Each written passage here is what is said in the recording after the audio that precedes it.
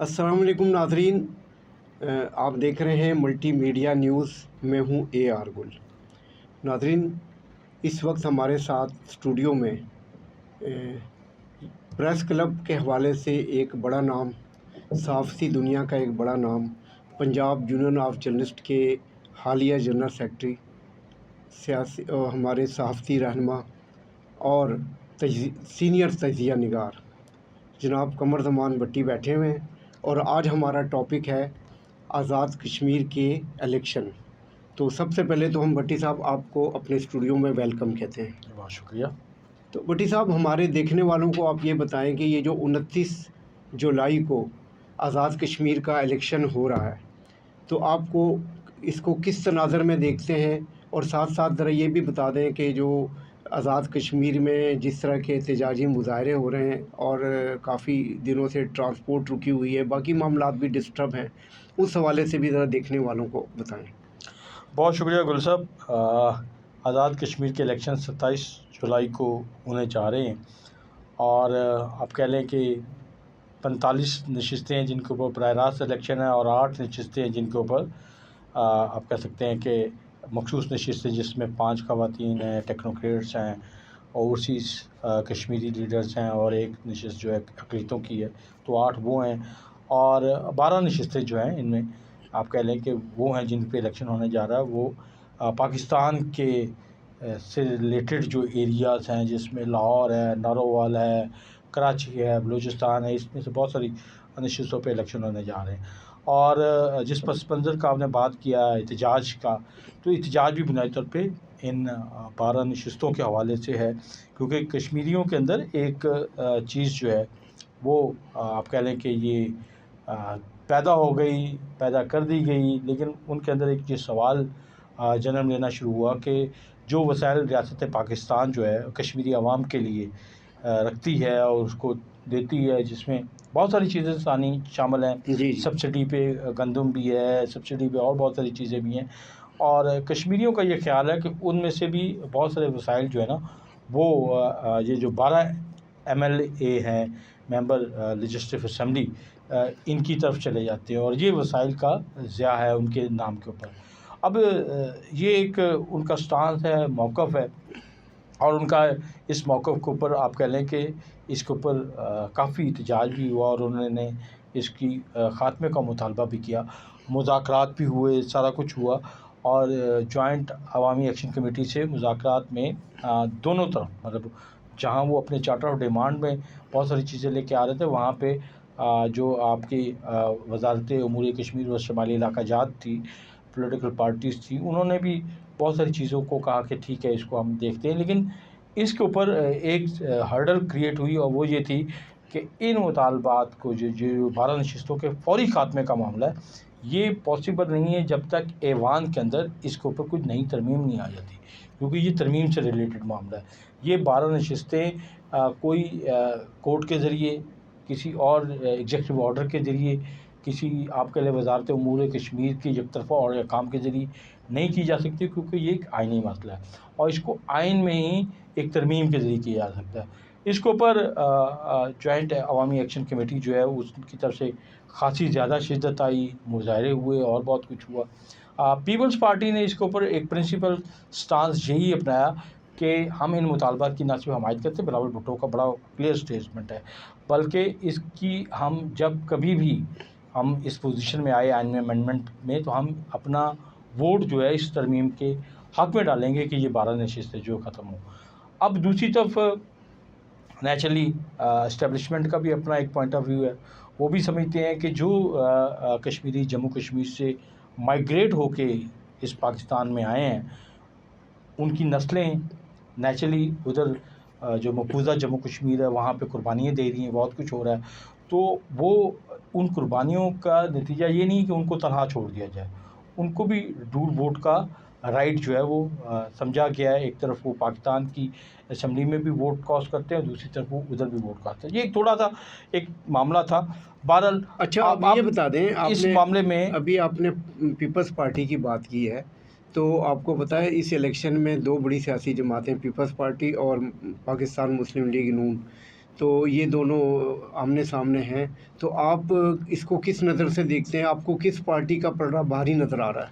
गुल साहब, मैंने जब गिलगित बल्तिस्तान में इलेक्शन हो रहे थे ना, उस वक़्त भी बिलावल भुट्टो की जो कैंपेन थी ना, उसके मुताबिक मैंने बड़ा क्लियरली ये बता दिया था कि मुझे इस इलेक्शन मुहिम में बिलावल भुट्टो जो है वो कहीं ज़्यादा ज़ोरदार नज़र आ रहा है, उसकी कैंपेन बड़ी भरपूर है। और वहाँ पे भी लीडरशिप की मजबूरियाँ थी कि एक तरफ तो मियाँ नवाज़ शरीफ साहब जैसे लीडर हैं, बड़ा कद है, सारा कुछ है, लेकिन उनकी एज फैक्टर है। और जरदारी साहब तो ईवान सदर में बैठे, वो नहीं कैंपेन कर रहे थे। और नवाज़ शरीफ साहब कर सकते थे कैंपेन, लेकिन उन्होंने उस तरीके से नहीं की। शहबाज शरीफ साहब कैंपेन कर नहीं सकते थे, क्योंकि बीइंग ए प्राइम मिनिस्टर उनकी वहाँ पे जाना जो है वो इलेक्शन कैंपेन में मुदाखलत समझी जी, जाती है। जी। वज़ीर आला के तौर पर मरीम नवाज़ शरीफ नहीं जा सकती, वफाकी वज़ीर शुमाली इलाक़ाजात के तौर पे जो है उनके जो वज़ीर हैं वो भी नहीं जा सकते थे। तो बिलावल ने उस कैंपेन को लीड किया, और मैं उस वक़्त ये प्रेडिक्ट कर रहा था कि ये इलेक्शन मुहिम में के नतीजे में मुझे लग रहा है कि पीपल्स पार्टी जीतेगी, और वो जीती। और जो थोड़ा सा आप कह रहे हैं कि उसमें भी पीटीआई का जो आंसर था, वो जितने भी लोग थे वो आज़ाद जो जीते उनमें से 4-5 जो है वो इस्तेकाम पाकिस्तान में पार्टी में शामिल हो गए। और ज़ाहिर है कि उनका एक लेवल के ऊपर आप कह सकते हैं कि वो चाहे अब्दुल अलीम खान ग्रुप में जाएँ या किसी में जाएँ, उनका पस मंज़र जो है वो बाला किसी न किसी दौर में वो बानी चेयरमैन को अपना लीडर भी बहरहाल मानते हैं। उन्होंने अपने तौर पे शमूलियत इख्तियार की, लेकिन इस्टेब्लिशमेंट अपने तौर पे लोगों को करती है। अभी भी इस इलेक्शन में भी अभी भी आप देख लें तो बिलावल भुट्टो के अलावा कोई नेशनल लेवल का लीडर जो है वो कश्मीर के इलेक्शन में नहीं गया। तो और कैंपेन भी बिलावल भुट्टो पूरे तरीके से चला रहे हैं। कुछ एरियाज़ में लिमिटेड है, क्योंकि वही वाला प्रोटेस्ट का मामला चल रहा है, बाकी चीज़ें चल रही हैं। नून लीग के लोग उसमें अपनी एंगेजमेंट शो कर रहे हैं, सारा कुछ कर रहे हैं, लेकिन क्लैरिटी का जो इशू है, क्लैरिटी जो है वो पीपल्स पार्टी के अलावा कोई इस कैंपेन में पूरी क्लैरिटी के साथ नहीं आ रहा। सभी जो हैं वो अंदर खाते दरमियान में स्टोरीज़ रख के चल रहे हैं। कोई ये आवाम को क्लियरली ये मैसेज नहीं दे रहा कि हम ये जो 12 मखसूस नशिस्तें हैं इसको ख़त्म करने के लिए हम किस हद तक आपके साथ जा सकते हैं। सिर्फ पीपल्स पार्टी जो है और बिलावल भुट्टो जो है वो एक ये मैसेज देने में कामयाब हुए हैं कि वो अगर उन्हें मौका मिला, और ज़ाहिर है कि ये मौका तो तभी मिलेगा ना जब उनके पास 2/3 मेजॉरिटी होगी। अब जब इस्टेब्लिशमेंट के अपने प्लेयर्स भी मैदान में उतरेंगे, चाहे वो इस्तेकाम पाकिस्तान पार्टी के तौर पे उतरें, चाहे वो मुस्लिम लीग नून के तौर पे उतरे, चाहे वो मुस्लिम कॉन्फ्रेंस के तौर पे उतरे, चाहे वो किसी, मैं नहीं कह रहा कि ये इस्टेब्लिशमेंट के प्लेयर्स हैं, लेकिन ज़ाहिर है कि इसके सब के बावजूद इन्होंने वो ओपिनियन वाज़ेह अंदाज में नहीं दिया जो कश्मीरी अवाम को जाता। अब कश्मीरी अवाम जो रिएक्ट भी कर रहे हैं, एहतजाज भी कर रहे हैं, और उसके साथ साथ वो वोट में भी किरदार अदा करना चाह रहे हैं, क्योंकि इन इलेक्शन में एक तरफ तो ये कोशिश थी बहुत सारे जॉइंट अवामी एक्शन कमेटी की, तो ये कोशिश थी मुकम्मल बाइकाट हो जाए, तो वो बाइकाट मुकम्मल नज़र नहीं आ रहा। तो मुझे तो यही लग रहा है कि क्लियरली मेजॉरिटी चाहे हो, चाहे सादा अक्सरियत हो, चाहे ज़्यादा नशिस्तें हों, पीपल्स पार्टी ज़्यादा जीतती नज़र आ रही है। उसके बाद कुछ नशिस्तों पे मुस्लिम लीग नून के उम्मीदवार जीतेंगे, कुछ नशिस्तों के ऊपर मुस्लिम कॉन्फ्रेंस सरदार अतीक साहब और उनकी लोग हो सकते हैं जीत जाएँ, कुछ के ऊपर जो है वो आज़ाद जीत जाए, कुछ के ऊपर इस्तेकाम पाकिस्तान पार्टी की जीत जाए। लेकिन चूँकि अल्टीमेट गोल जो है अभी मुझे नज़र नहीं आ रहा कि वो अमेंडमेंट हो सके, जिस अमेंडमेंट का मुतालबा जो है जॉइंट अवामी एक्शन कमेटी ने किया हुआ है, वो अमेंडमेंट 2/3 मेजॉरिटी के बगैर मुमकिन नहीं है। लेकिन कश्मीरी अवाम के या उन मुतालबात के करीब पीपल्स पार्टी नज़र आ रही है। नाजरीन, कमर भट्टी साहब के मुताबिक पाकिस्तान पीपल्स पार्टी जो है इलेक्शन के बाद आज़ाद कश्मीर में हुकूमत बनाएगी, इनके बकौल। अच्छा जी, जाते जाते आखिरी सवाल मैं आपसे ये करूँगा कि अभी कुछ दिन पहले आज़ाद कश्मीर हाई कोर्ट ने पाकिस्तान तहरीक इंसाफ का ना सिर्फ नाम बहाल कर दिया था, बल्कि उनका इंतखाबी निशान भी उनको देने का वादा किया था, तो बाद में उस पर कदगन लग गई है। लेकिन क्या आप समझते हैं कि जो आज़ाद उम्मीदवार पीटीआई के जो आज़ाद उम्मीदवार इलेक्शन में हिस्सा लेंगे, वो इस पोजीशन में होंगे कि किसी भी पार्टी की हुकूमत बनाने में अपना अहम किरदार अदा कर सकें? मसला यही है कि पीटीआई के लोग जो हैं वो इलेक्शन में तो आते हैं, पार्टी लीडरशिप उनके साथ उतनी शिद्दत से या उस तरीके से उनके साथ कंधा नहीं जोड़ती जिस तरीके से जोड़ना चाहिए। मतलब अगर आप पाकिस्तान में फरवरी में होने वाले इलेक्शन की बात करें तो उस वक़्त फिर भी पार्टी ने अपना चाहे उसके पास जो भी इंतखाबी निशान था उन उम्मीदवारों के साथ अपना कंधा जोड़ा था। लेकिन हमने देखा है कि ना तो गिलगित बल्तिस्तान में पार्टी ने उनके साथ कंधा जोड़ा और ना अभी कश्मीर में जोड़ रहे हैं। ये ज़रूर है कि वो लोग मतलब मैदान में उतरे हैं, वहाँ पे भी उतरे थे गिलगित बल्तिस्तान में, लेकिन क्या हुआ? वो बेचारे बेजारों मददगार थे एंड उनका क्या हुआ कि वो इस्तेकाम पार्टी में चले गए।